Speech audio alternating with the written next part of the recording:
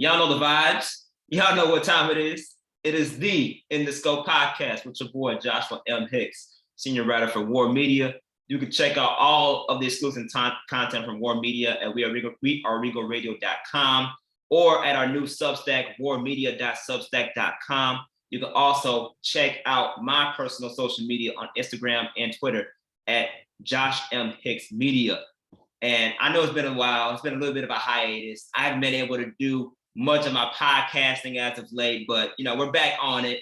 And I thought, why not do a special episode with the one that is a mentor of mine that's helped me get to where I'm at today in this industry and in this world. And not to mention someone that he knows how I feel about him. He don't get as much respect as he deserves in this game, but he is the real deal. He is the one and only Brandon Scoopy Robinson of Bally Sports. How you doing, brother? Man, I'm doing good. Thank you for having me as always, brother. I appreciate you. Man, you know how it is. Anytime, man, anytime. And I know, you're doing your new thing with Bally and putting out your different shows. You in the studio now. I'm like, man, it's a whole different scoop, bro. Nah, man. I mean, it's pretty cool. It takes me kind of back to my foundations in radio with the Nets as a kid, but also different touches of things that I've done along the way. Arise TV, where I was doing, analyst work, talking about a wide range of different sports topics. Takes me back to my time at MSNBC, both as an intern and then later coming in as an expert over there, and some of the other places I went. So it's kind of just more long form and full time, and a lot of good stuff coming between now and basketball season on camera. So be looking out for that at ballysports.com, as well as my writing. So just got off the phone with my producer. We got some heat coming between now and the regular NBA season and training camp. Sounds good, man. I'm gonna be all tuned in, and I know our audience will be as well. And we got a lot of different things to talk about, especially when you talk about things you're doing along the way. There's some things you're doing with some sponsors that you have that's quite interesting that we're going to tap into. Yes, sir. But for now, though, we got to start off with all the heat that's been taking place with this NBA free agency, man. This offseason period has been crazy. All types of trades taking place. I have never seen so many sign-in trades in one offseason in my life.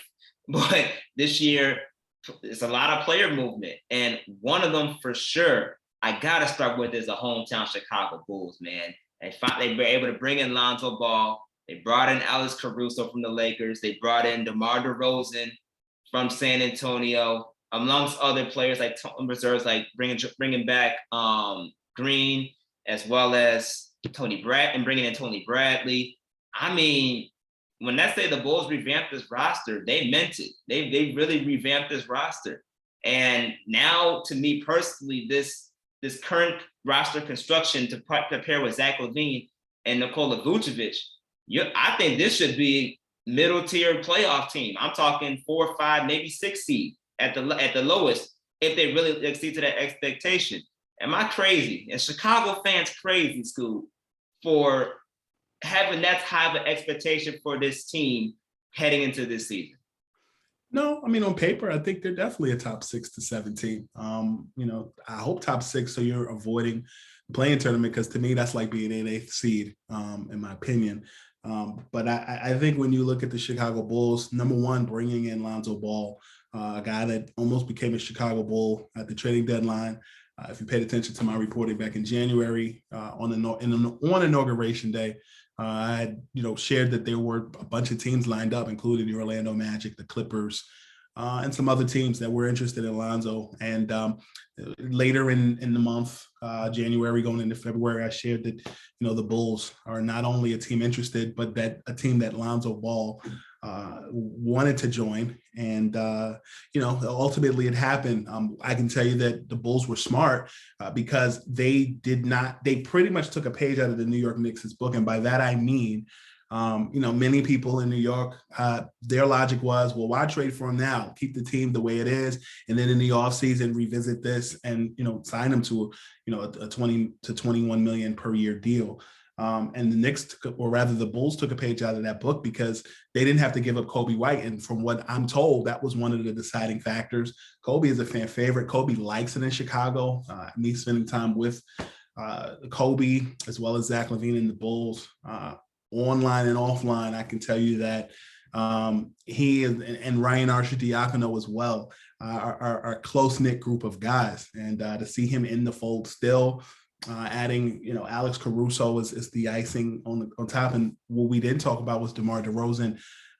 That portion of it, I think, takes added pressure off of Zach LaVine, who, I'm told, going into or the last couple of seasons, he was monitoring what the Bulls were going to do. And if they did what they were supposed to do, he'd stay. So I think where we are right now with the Bulls is they've got a good product on the floor.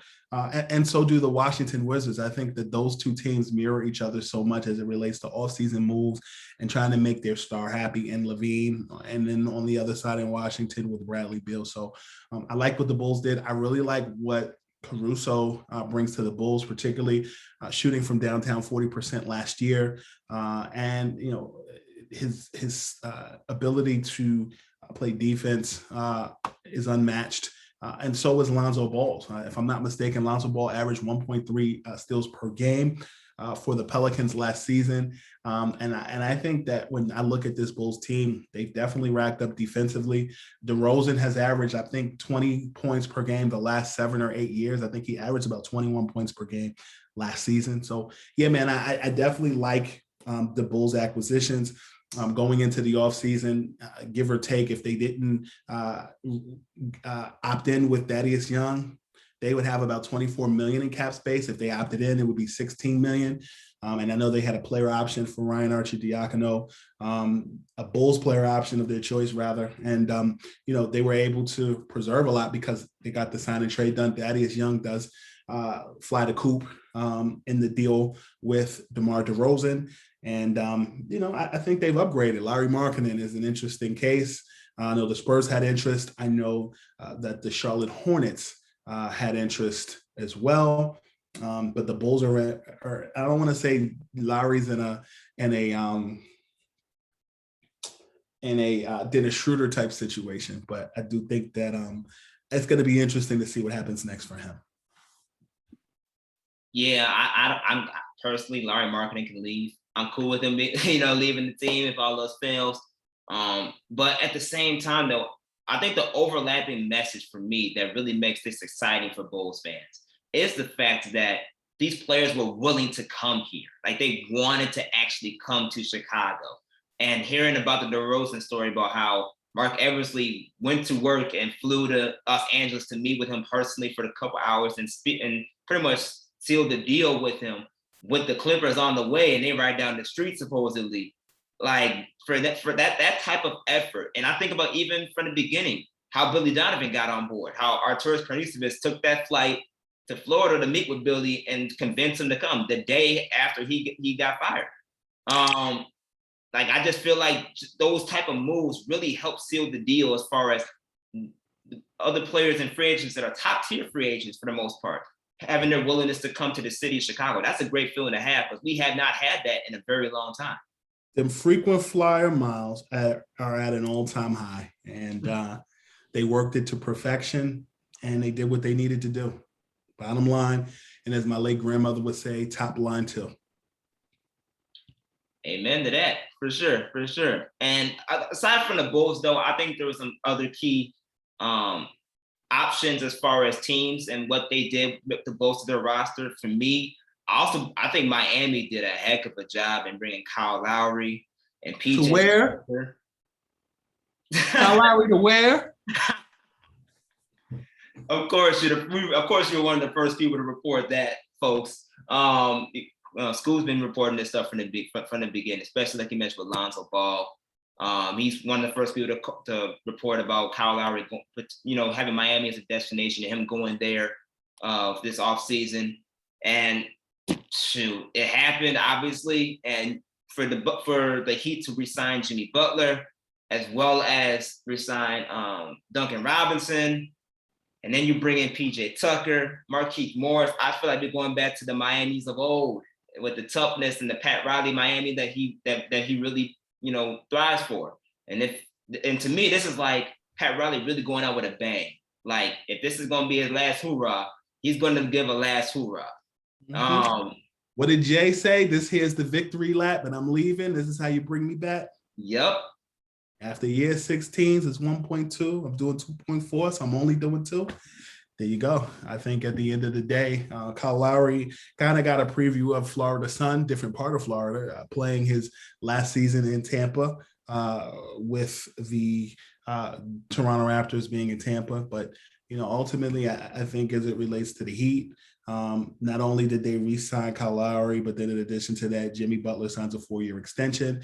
You can never go wrong with having a point guard in Kyle Lowry and a big man in Bam Adebayo to start things out, and a shooter in Duncan Robinson. And last I checked, Robinson's win. So when it's all said and done, I think they're in a good situation in Miami. I like it. And I think they're definitely a team that's going to flourish. And, who would have thunk it? Like, I really look at this situation this season with the Miami Heat.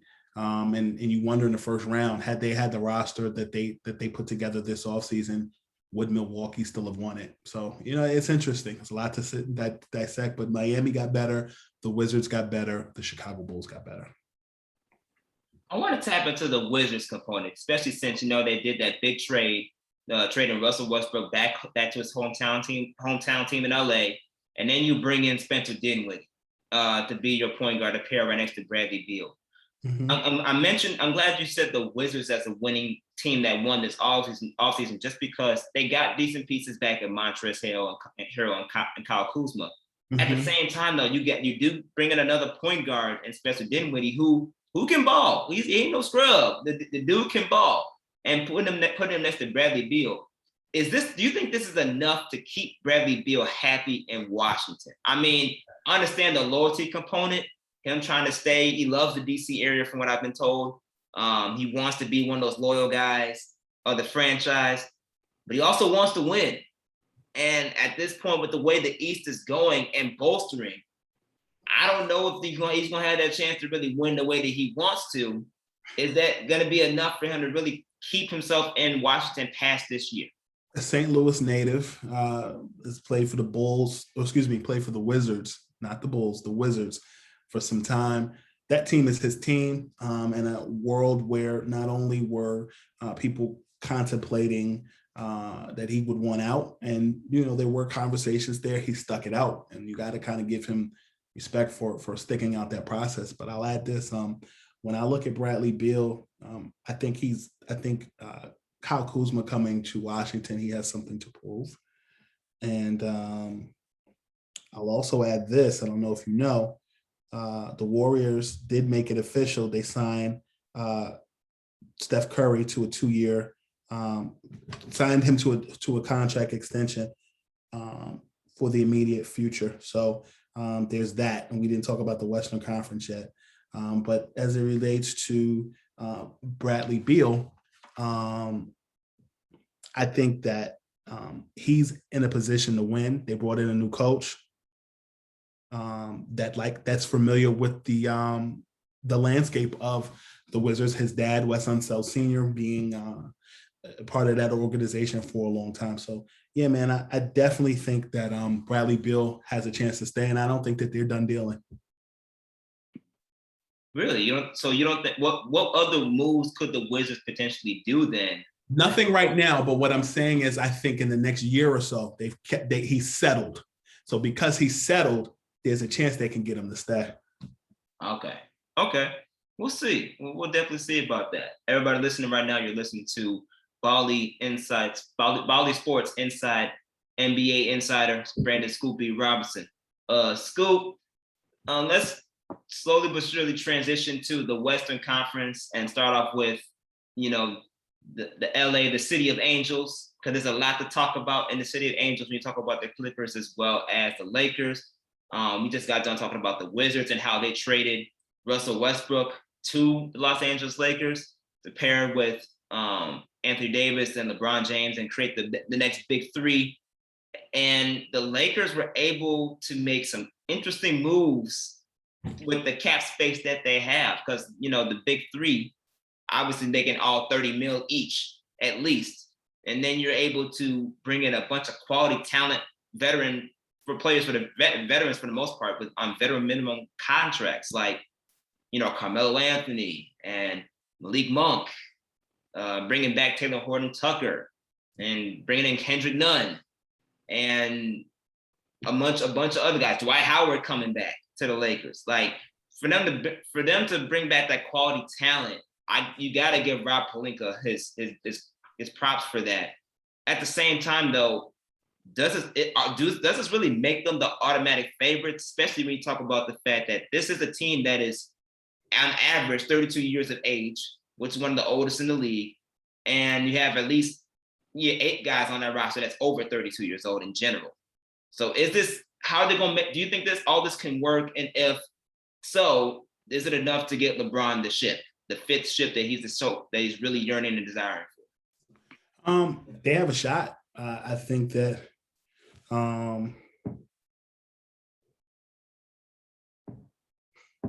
I think ultimately, can we pause it for a second?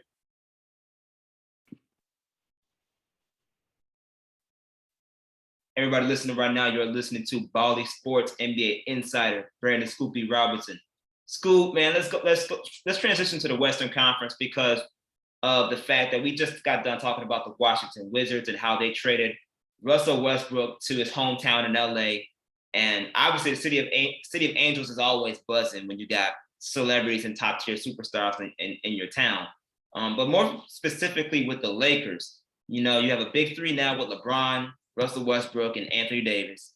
And they signed a lot of players that fit within the small salary cap space that they have, but they were quality talents. We talk about Malik Monk and Kendrick Nunn, bringing back Taylor Horton Tucker, Dwight Howard, Carmelo Anthony, amongst others. And they've been able to make all this talent work within the cap space.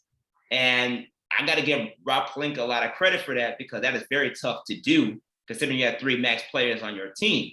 But do you think this can work? The average age, I believe, is 32 years old for this team. You have at least 8 players that are above 32, 33. Is this something that can work with that LeBron James can work with, to a point where you're talking about championship level competition? Is that something that's realistic for this Lakers team?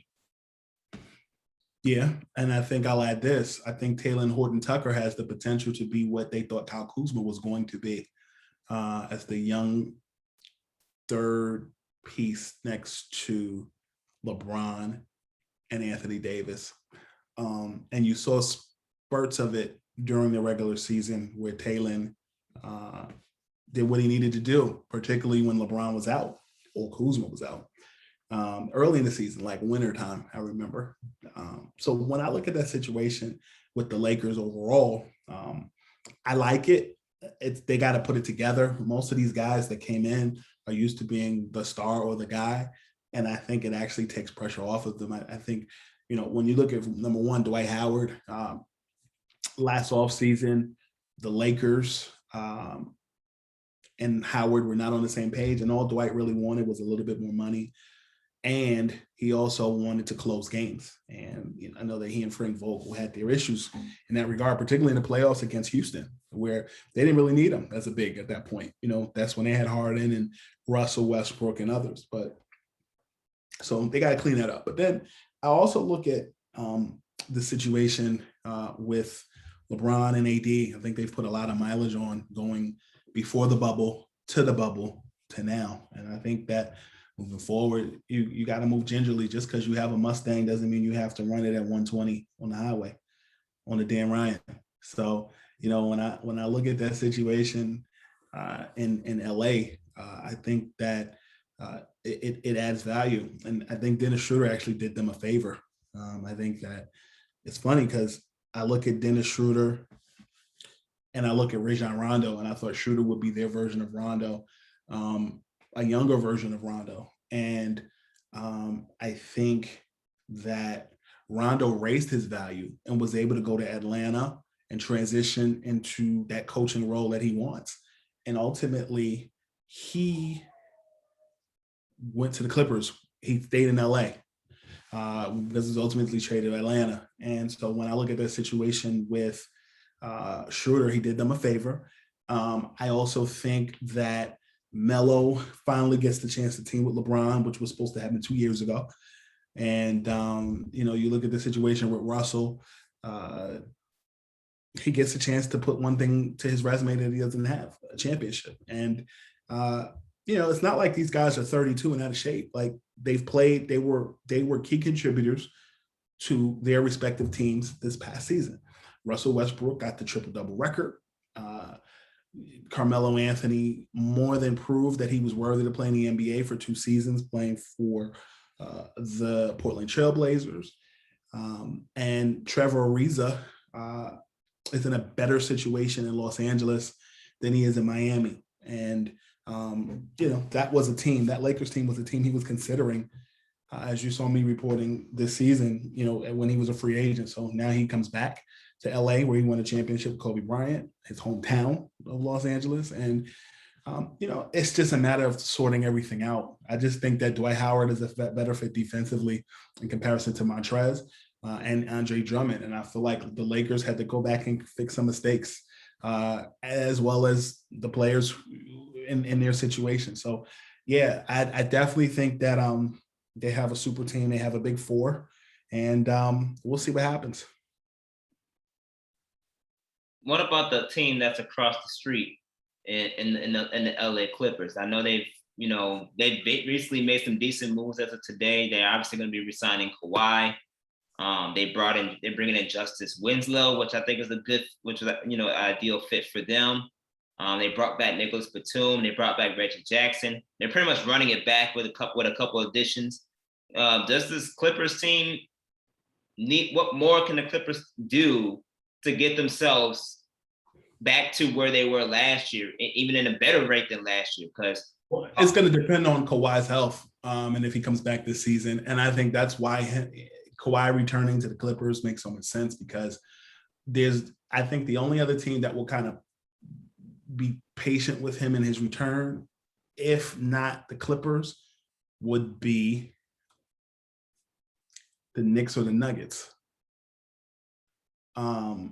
And the Clippers know his situation, are familiar with his charts, his health, and, can pick up where they left off at in the playoffs, particularly with how well Paul George played, and other pieces and under Ty Lue. So, yeah, I think that the Clippers, who are in the same building at Staples with the Lakers, they're competitive. Like, I was impressed with them in the playoffs this season. So I think they're going to be a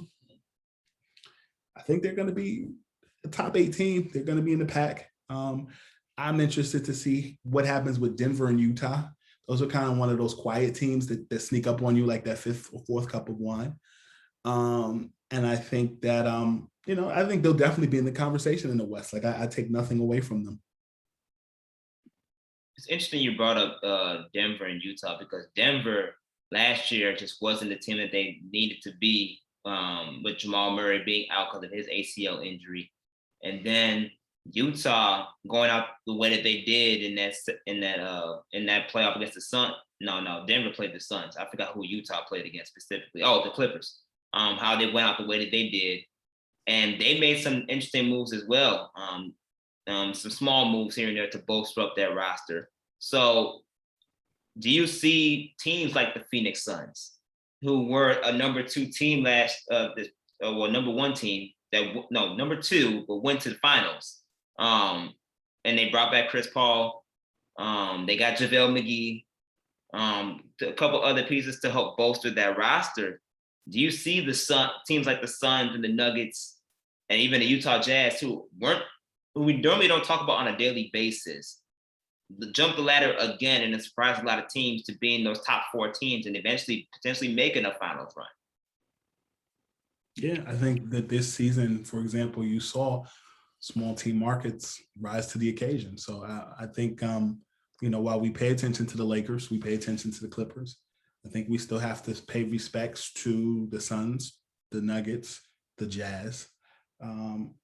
It's going to be interesting to see what happens in Portland with Damian Lillard and where that team goes in the future, and the Oklahoma City Thunder, because they got Shai Gilgeous-Alexander, the extension, which I think he's deserving of it. I'm so glad that he has his own team. because I think he would have got lost in the sauce with the Clippers. But I think ultimately it'll be interesting to see where the Thunder land, where the Blazers land in that whole fray.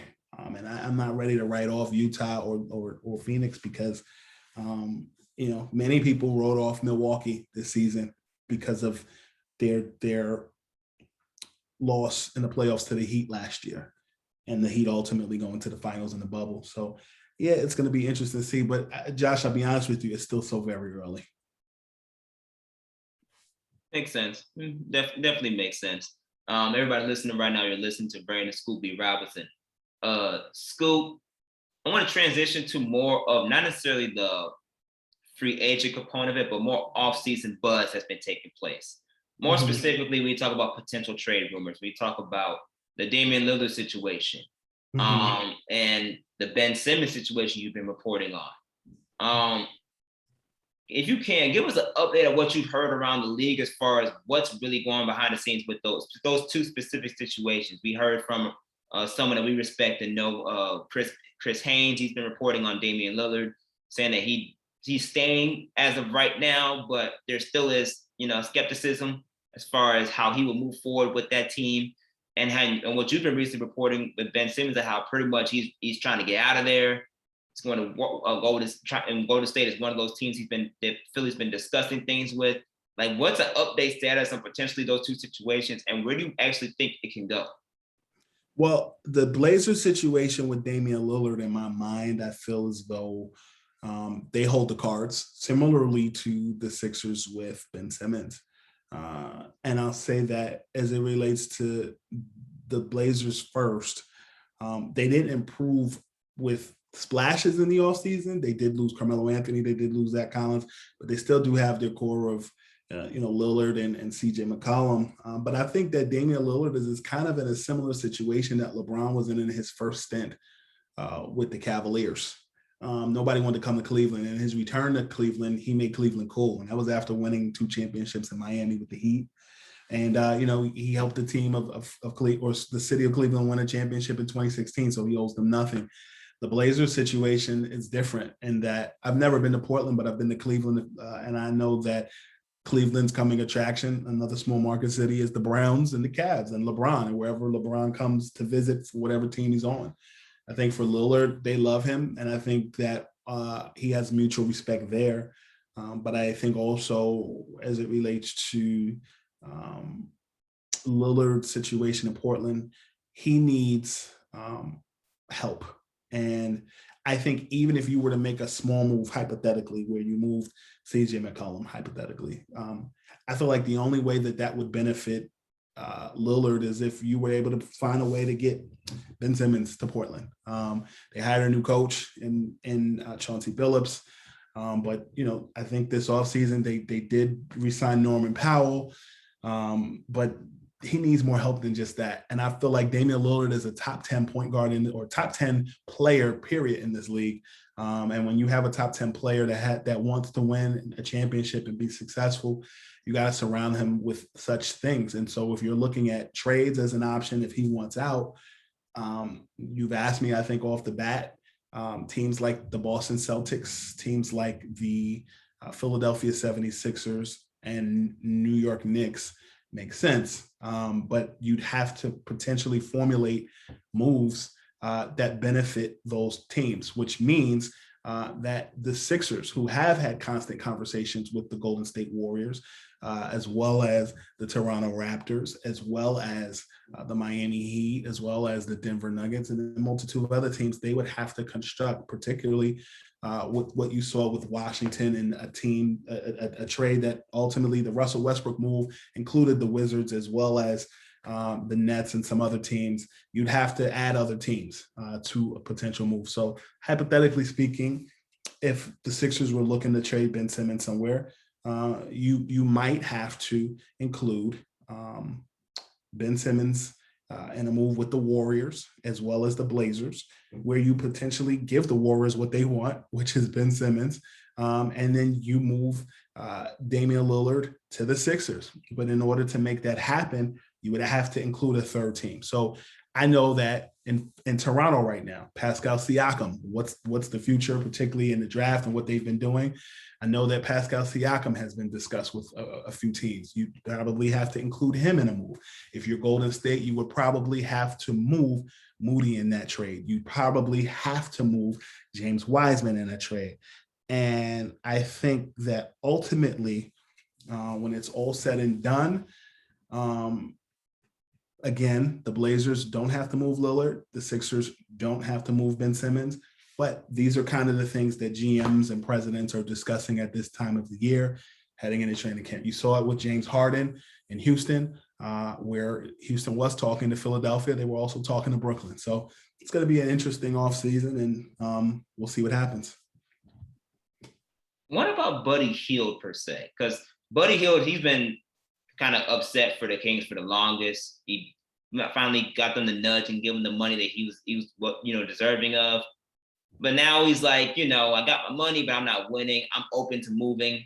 And he was supposedly reportedly supposed to be part of that Lakers trade before they switched over and went to Russell Westbrook.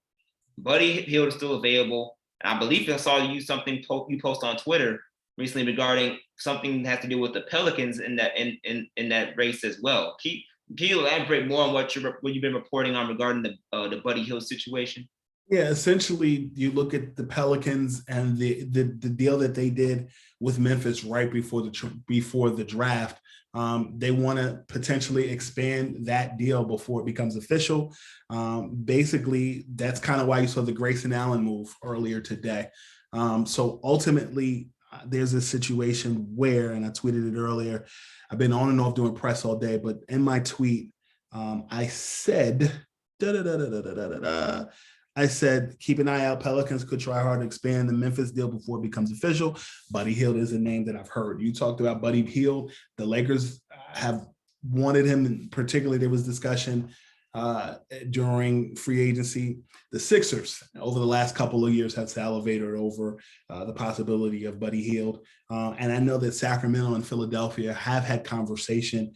As our own Landon Buford tweeted the other day, about a couple of weeks ago. I know that the Sacramento Kings did have a conversation with the Sixers involving De'Aaron Fox or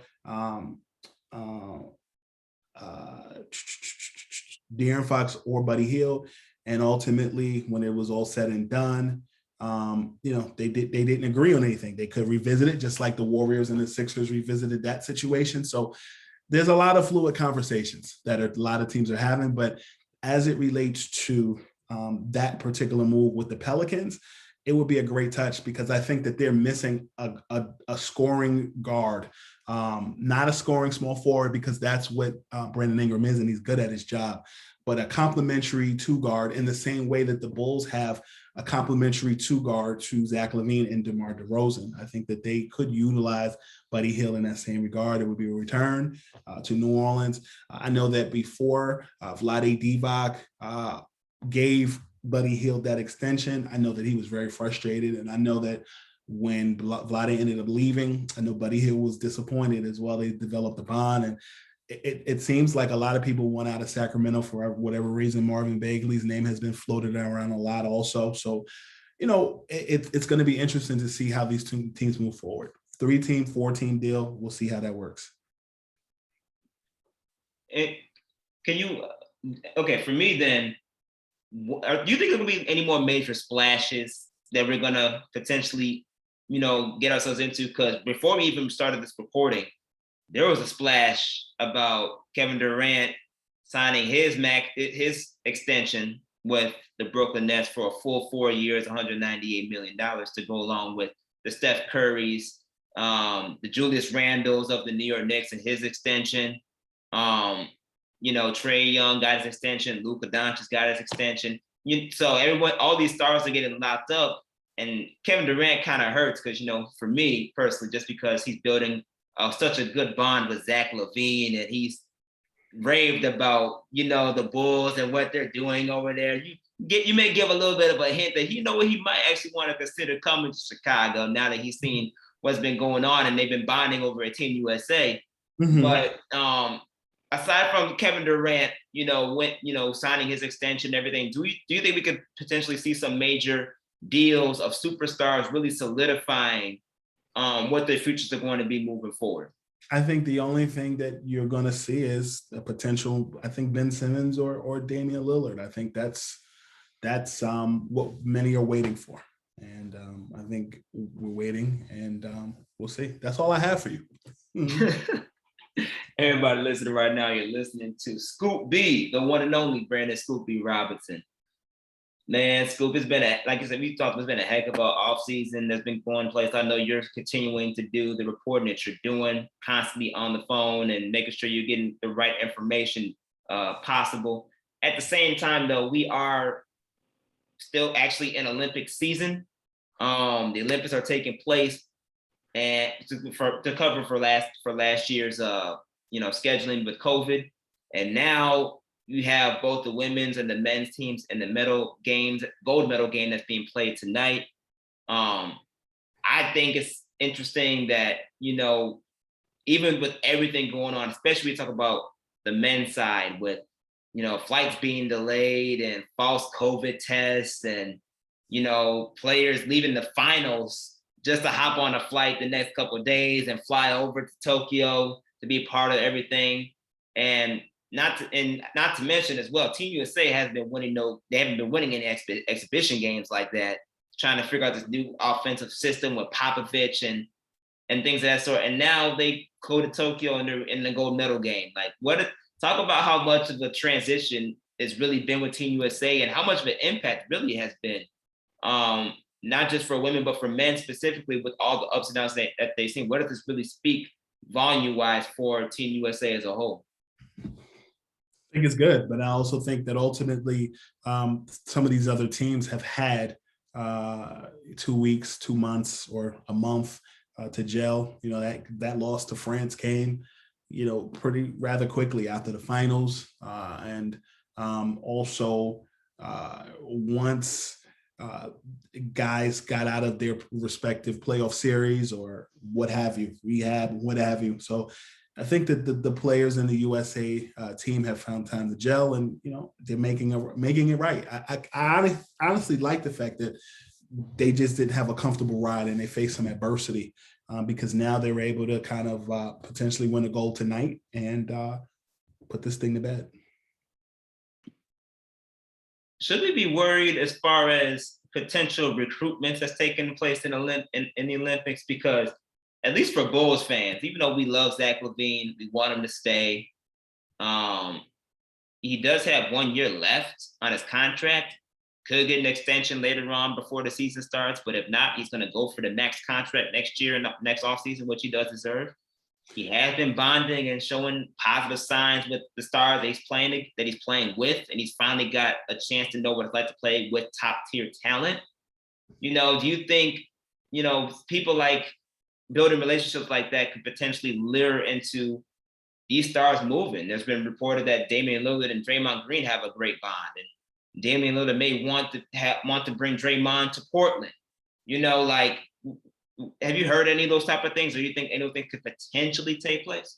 So, at my previous employer, Heavy.com, I had this show called Heavy Live with Scoop B, and I had Michael Redd on the show, and we talked about playing on Team USA with Kobe and LeBron and how close he was to signing with the Cavs at some point. And he shared that the connection being from Ohio, just like LeBron, and knowing and watching his game for a long time played a part in their decision. And ultimately, I think when it's all said and done, guys are going to have conversations. They're going to build natural friendships. It's like being in college and living in dorms. You can't help who you meet. And I think as it relates to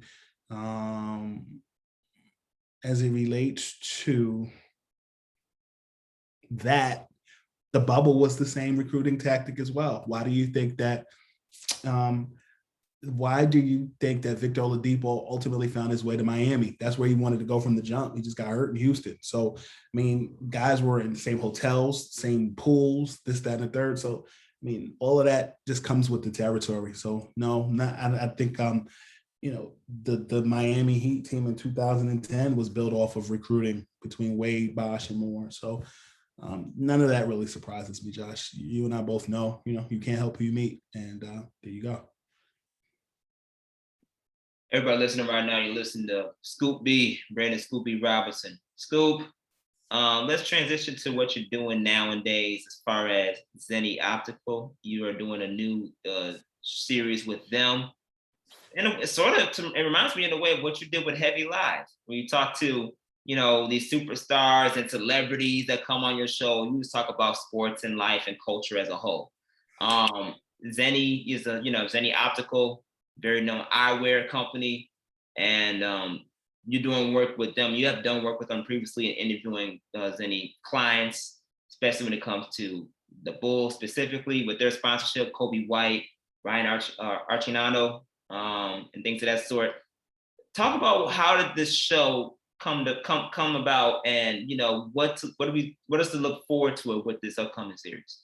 So Zenni Icons is the name of this digital platform or concept that we created.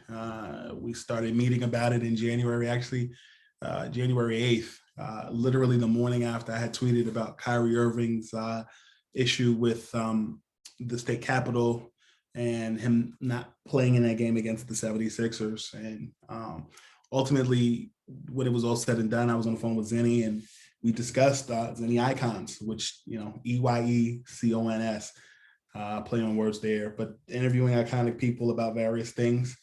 And, the first episode was with Tony Kukoc. We talked about the Bulls' second three-peat, his Hall of Fame induction, where he was when he, found out that he was going to be inducted or was voted in, and all of that good stuff. So, so it's going to be a recurring series that we're doing through Zenni. I have a brand partnership with Zenni since 2018. You were actually with me when they made the announcement. They had the press conference at the United Center in Chicago. And, it's a good move. I love working with Zenni, not just wearing their glasses and now being on television more regularly and things of that sort, but also in, creating content with them. It's an endorsement that I've had with them since 2018, and just finding new ways to get things moving and grooving. So be looking out for things in that regard. Willing to give us a little bit of a sneak peek of who you got coming on with you? I don't know. Oh. Honestly, don't know. That's a first. I don't know. I feel you. Well, whoever that person may be, or these people may be, we know you're going to do your thing with them. As always, especially with the work that you do, is always top tier A+ work. And we always tune into what you're doing. So continue to do that, bro. Anything coming up as far as Bally Sports in general? I know I've been seeing you putting up some videos of different content of different NBA shows or content with other NBA experts that you work with. What do we have to look forward for you coming up? Honestly, just interviews. Got a lot of stuff that's coming down the pike, just kind of getting you through the off season. So be looking out for that, both in basketball and other genres as well. So we got a solid jumper. Now we're working on face up, back, post up moves and defensive drills. So we got some things up our sleeve in that regard. But then in addition to that, some downtime. That's important. And also I got the Lisa Ann and Scoop B Instagram Live that I do. I have a partnership with Bovada every Thursday at 5:00 Eastern time with Lisa Ann. So a lot of good things moving and grooving, and of course enjoying downtime and family time when I can. I hear you. Do me a personal favor and just say hello to Lisa Ann for me. I just want to say hello to her. I will. I'll tell her. I appreciate that. Where can everybody follow you on social media, man? Twitter, Scoop B, Instagram and Snapchat, Scoop_B, and subscribe to the Scoop B Radio podcast, available on all streaming platforms, Apple Podcasts, Google Play, TuneIn app, Stitcher app, iHeartRadio, or simply by visiting scoopbradio.com. We garner about 5 million streams annually and have had anybody from Mark Cuban to DJ Khaled to Shaq to Charles Barkley, Kitty Smith, Gary Payton, and it's not just sports. We've got other people. We've had Damon Dash on. We've had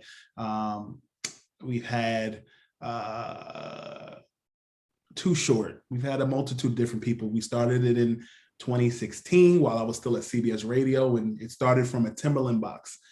We had old tapes that I had from my childhood. It was basically a time capsule, and we basically transitioned it where we digitized those tapes, made them into a podcast. And then, once I left CBS and transitioned it to Respect Magazine back in 2016, we basically, rolled with the podcast with new episodes and started to really take off. So glad for people to kind of catch up with the podcast and everything going on.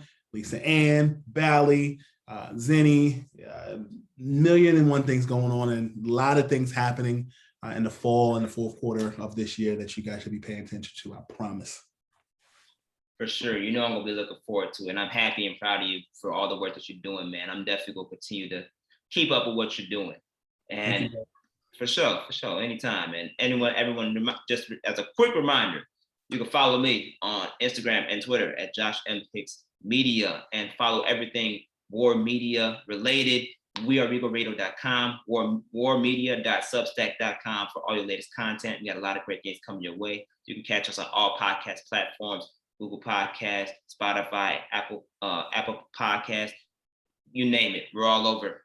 Anything you can find a podcast in, we're pretty much there. So check out all of our content. You can check this episode there. And Scoop, man, I think it's always a pleasure having you on. Thank you for taking the time to talk to your boy from the East Coast to the Midwest. We appreciate it. And with things slowly but surely opening up safely, and everything, hopefully we can get you back in the Chi and link up. And I know I got to make my way out east, so that's on the to-do list as well. But hopefully when we can get back to those times, we can link up for sure. Yes, sir.